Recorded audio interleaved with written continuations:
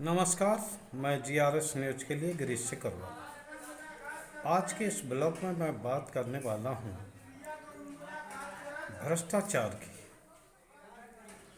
जिस भ्रष्टाचार को लेकर प्रधानमंत्री गाहे बगाहे बहुत बड़ी बड़ी बातें करते हैं और हाल में ही उन्होंने लाल किले के प्राचीर से भ्रष्टाचार पर कड़ी वार करने का आह्वान भी किया और उन्होंने ये कहा कि वो भ्रष्टाचार के खिलाफ अपनी लड़ाई को और भी मजबूती से लड़ते रहेंगे। जब उन्होंने प्रधानमंत्री बनने के बाद न खाऊंगा और न खाने दूंगा जैसे वाक्य दोहराए थे, तो आम जनता के मन में ये भरोसा बढ़ा था कि निश्चित तौर पर देश को पहली बार ऐसे प्रधानमंत्री बन रहे मिले हैं जो कि भ्रष्टाचार पर कड़ा वार करने वाले हैं। हाल में ही जनता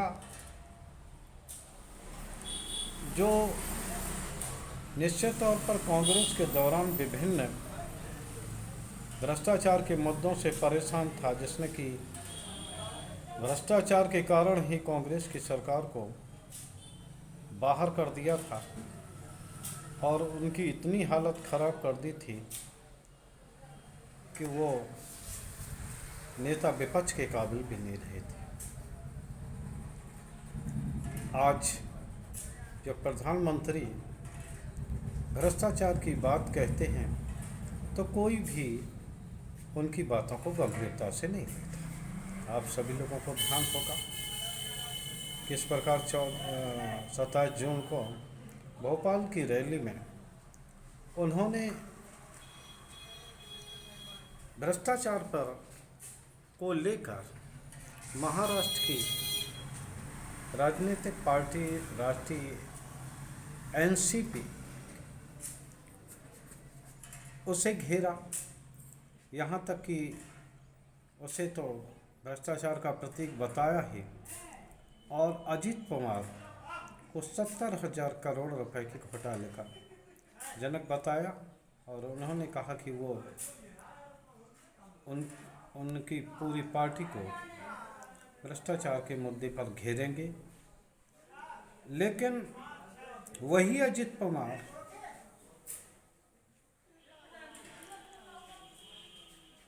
2 जुलाई को जब महाराष्ट्र के राजभवन में शपथ लेते दिखे तो आम जनता के मन में ये बात आई कि केवल सरकार बनाने के लिए ही क्या प्रधानमंत्री भ्रष्टाचार की बात करते हैं और भ्रष्टाचार के नाम पर विभिन्न सरकारी एजेंसियों के जरिए वो घेरने का प्रयास करते हैं। हाल ही में सीएजी ने कुछ परियोजनाओं की रिपोर्ट को सार्वजनिक किया है, जिसमें सबसे महत्वपूर्ण परियोजना भारतमाला प्रोजेक्ट है, जिसके तहत देश के विभिन्न राज्यों में करीब 75,000 किलोमीटर की सड़क बनाई जानी है। सीएजी ने अपने आकलन में ये पाया कि निश्चित तौर पर इस प्रोजेक्ट में काफ़ी बड़े पैमाने पर घपला घोटाले के होने की आशंका है, क्योंकि जिस भारतमाला प्रोजेक्ट में 1 किलोमीटर सड़क 15 करोड़ 32 लाख में बननी थी, उसका दाम हाल ही में 32 करोड़ रुपए तक बढ़ाया गया है। भारतमाला प्रोजेक्ट का मैंने इसलिए उल्लेख यहाँ किया क्योंकि भारतमाला प्रोजेक्ट प्रधानमंत्री का बड़ा ही उपयोगिता और महत्वपूर्ण उनका प्रोजेक्ट है, जिसको लेकर उन्होंने बहुत जोर दिया है, जिसके सारे एक राज्य बहुत ही जल्दी कनेक्टिविटी से जोड़ेंगे। तो उस प्रोजेक्ट में अगर दूने से अधिक का रेट बिना कोई कारण दर्शाए बढ़ाया गया तो निश्चित तौर पर ये इसलिए प्रधानमंत्री पर उंगली उठाने की बात बनती है, क्योंकि इस प्रोजेक्ट को और कोई नहीं, उसकी मॉनिटरिंग और अन्य सभी चीज़ें प्रधानमंत्री कार्यालय से हो रही हैं और वो खुद इसको देख रहे हैं, निगरानी। इसी प्रकार विभिन्न टोल नाकों पे जो अवैध वसूली होती उसको लेकर भी सीएजी ने कड़े सवाल उठाए। सीएजी ने ये बताया है कि जो लागत के अनुसार जो आकलन किया जाता है उससे ज़्यादा आकलन करके और आम जनता के हकों पर उनके जेब से ज़्यादा पैसे निकलवाए गए। केवल उन्होंने सीएजी ने 5 टोल प्लाजाओं का आकलन किया था। अगर पूरे देश में अगर टोल प्लाजाओं का आकलन किया जाए तो निश्चित तौर पर ये आंकड़ा कई हज़ार करोड़ तक भी जा पहुंच सकता है। अभी 5 में ही उन्होंने 132 करोड़ रुपए के हेर फेर की संभावना की बात कही है। द्वारका प्रोजेक्ट खासा चर्चा में है। जिस द्वारका प्रोजेक्ट के लिए 18 करोड़ प्रति किलोमीटर की दर से सड़क बननी थी, उसे बढ़ाकर 250 करोड़ से ज़्यादा प्रति किलोमीटर कर दी गई, जबकि न तो कोई ऐसी विषम परिस्थिति पैदा हुई जिसके कारण कि दाम बढ़ाने पड़े, और न ही किसी भी मटेरियल का दाम इतना बढ़ा है कि अचानक उनको इसके दाम बढ़ाने पड़े। और सबसे ज़्यादा जो जुड़ा हुआ विभाग है ग्रामीण विकास मंत्रालय, उसके तहत भी ग्रामीण दिव्यांगजन, वृद्धजनों और अन्य लोगों को मासिक पेंशन देने की व्यवस्था है। इसमें सीएजी ने जांच की तो उन्हें पता लगा कि इस रकम का उपयोग सरकार ने अपने प्रचार प्रसार पर किया है। निश्चित तौर पर सरकार प्रचार प्रसार विभिन्न योजनाओं का करती है, लेकिन उस मद से पैसा निकालना जिससे कि सामाजिक सुरक्षा जुड़ी हो बुजुर्गों की या दिव्यांगजनों की, तो निश्चित एक सवाल तो खड़े करते ही, वो भी ऐसे सरकार पर जिसका कि ये ध्येय वाक्य रहा हो, न खाऊंगा न खाने दूंगा। प्रधानमंत्री ने इस बात को लेकर भी तमाम विपक्षी दलों को घेरा।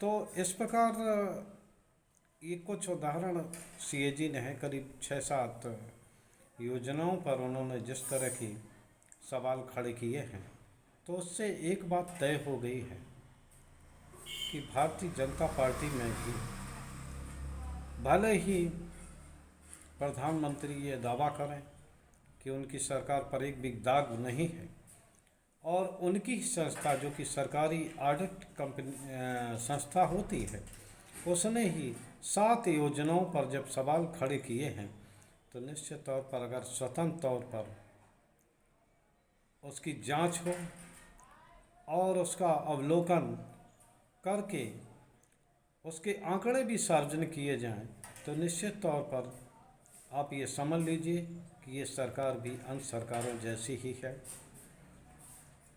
जिस प्रकार ये दिखाया गया था कि बहुत ज़्यादा स्थिति इसमें वो बनी थी, लेकिन उस स्थिति को जो वो देखा गया और निश्चित तौर पर परेशानी हुई है, और आम जनता का भी जो विश्वास है इस बात पे डगमगाया है। बिमला। देखता ही है ना, आज जब फोन बज रहा हो तो मैं नौटंकी संभाला था। तो निश्चित तौर पर ये ये देखने वाली बात होगी कि